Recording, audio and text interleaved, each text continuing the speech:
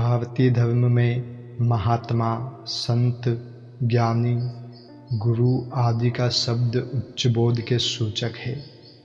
महात्मा वह है जिसके चित्त की समस्त वृत्तियाँ शांत हो गई है एवं सभी प्रकार के संकल्पों का जिसके चित्त से अंत हो गया है तथा केवल उस चैतन्य आत्मा में विश्राम कर स्थित है, जिसके संकल्प शेष है, कुछ करने की वासना है, जिसमें स्वर्ग और मोक्ष की भी कामना है, जो अच्छे बुरे में भेद करता है, जिसे जीव, ब्रह्म और सृष्टि में भिन्नता दिखाई देती है, वह न ज्ञानी है न महात्मा। राख लपेटने से, नग्न हो जाने से, भगवा पहन लेने से, चिमटा लेकर बम बम बोलने से कोई महात्मा नहीं हो जाता। जो संकल्पों से रहित होकर आत्मज्ञान को उपलब्ध हो गया है वही महात्मा है। उसके लिए मोह, संसार, ध्यान एवं मुक्ति को भी कोई स्थान नहीं है। ये सब व्यर्थ हो गए। ये सब मन की ही वृत्तियाँ हैं। जब मन रहा नहीं तो इनका अस्तित्व भी नहीं रहता।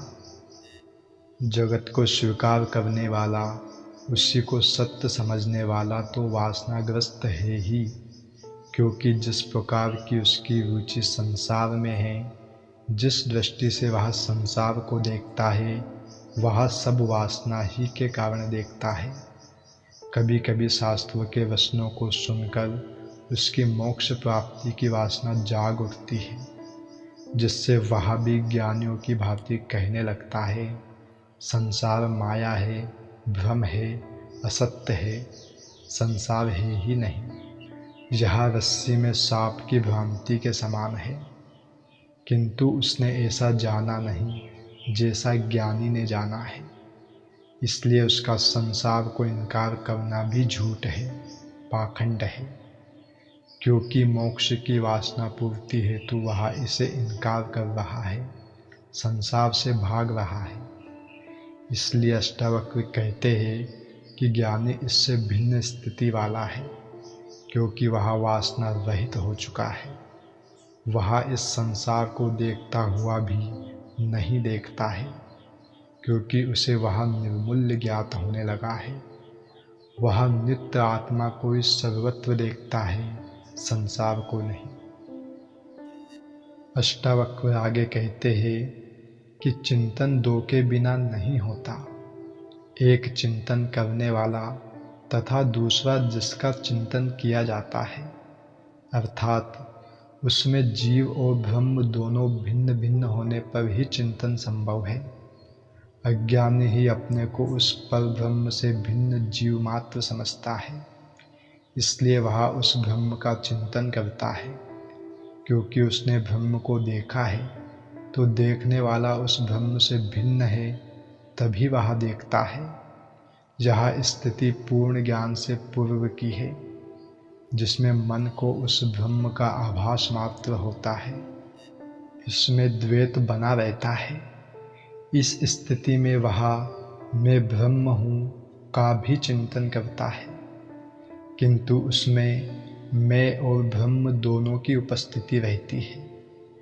पूर्ण ज्ञान की अवस्था में यह मैं जो अहंकार मात्र है मिट जाता है, तब केवल ब्रह्म ही शेष रह जाता है। अष्टावक्र कहते हैं कि पूर्ण ज्ञान की स्थिति में जीव और ब्रह्म का भेद ही मिट जाता है, दोनों एक हो जाते हैं।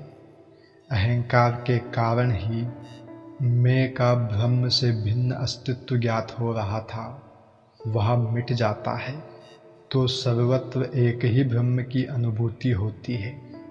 फिर कौन किसका चिंतन करे?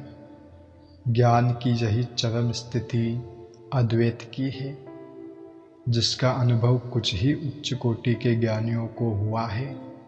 जिन्होंने अहंकार बचा लिया, उन्हें मैं से भिन्न ब्रह्म की अनुभूति हुई। हर प्राणी के भीतर जो चेतना है वही उसकी आत्मा है। इस चेतना शक्ति के कारण ही मन, शरीर, इंद्रियां सक्रिय होती है, अपने अपने गुण धर्म के अनुसार कार्य करती है। यही चेतना शक्ति आत्मा है, यही ब्रह्म है, यही ईश्वर व परमात्मा है। किंतु यह आत्मा सूक्ष्म है एवं शक्ति स्वरूपा है, इसलिए इसका प्रत्यक्ष दर्शन नहीं होता। चित्त में वासनाएं हैं जिनसे विभिन्न प्रकार के विचारों की तरंगें उठती है। इन तरंगों के कारण आत्मा का अनुभव प्रत्यक्ष रूप से सभी को नहीं होता।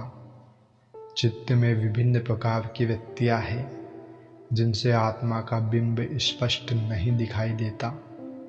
योग का सिद्धांत है कि यदि इन चित्त की वृत्तियों का निरोध कर दिया जाए तो आत्मा का अनुभव हो सकता है। इसलिए योगी आत्मज्ञान के लिए इनका निरोध करते हैं। यह निरोध साधना की अवस्था है। अष्टावक्र कहते हैं कि चित्त का निरोध तभी किया जाता है जबकि आत्मा में विक्षेप दिखाई दे। किंतु जिस पुरुष को आत्मज्ञान हो चुका है, जिसका चित्त शांत एवं विक्षेप रहित हो गया है, जिसमें साध्य अर्थात चित्त का ही अभाव हो गया है, वह भला क्या करे। तात्पर्य है कि आत्मज्ञान की स्थिति में केवल आत्मा ही शेष रहती है। चित्त, मन, शरीर और संसार के विक्षेप ही समाप्त हो जाते हैं। फिर किसका निरोध किया जाए। चित्त आत्मा का विक्षेप ही है। जब तक चित्त है तब तक उसका निरोध करने को कहा जाता है। उसमें साधन, साध्य और साधक तीन रहते हैं। ज्ञान उपलब्ध होने पर, चित्त न रहने पर साधना व्यर्थ हो जाती है। ज्ञानी और अज्ञानी में बाहर कोई अंतर नहीं दिखाई देता, किंतु भीतर के तल पर बड़ा अंतर हो जाता है। अज्ञानी के कार्य मन, बुद्धि, अहंकार एवं वासना तृप्ति के लिए ही होते हैं। वह शरीर पोषण में ही केंद्रित रहता है। वह केवल आत्मा का ही भोग करता है। ज्ञानी भी खाता पीता है तथा अज्ञानी की भांति ही सभी बाह्य कर्म करता है, किंतु भीतर जगा हुआ रहता है। अज्ञानी भी कर्म करता है किंतु भीतर से सोता रहता है। आत्मज्ञान को प्राप्त होकर कबीर कपड़ा बुनता रहा, वेदास जूते सीता रहा, सेन नाई बाल काटता रहा। बाह्य कर्मों में कोई अंतर नहीं आया। अष्टावक्र कहते हैं कि आत्मज्ञान संसार की तरह बरतता हुआ भी संसार से भिन्न है।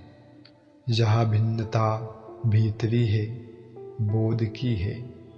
ऐसा ज्ञानी धीर पुरुष मुक्त है। वह समाधि, विक्षेप और बंधनों को भी नहीं देखता, क्योंकि वह इन सब से मुक्त है।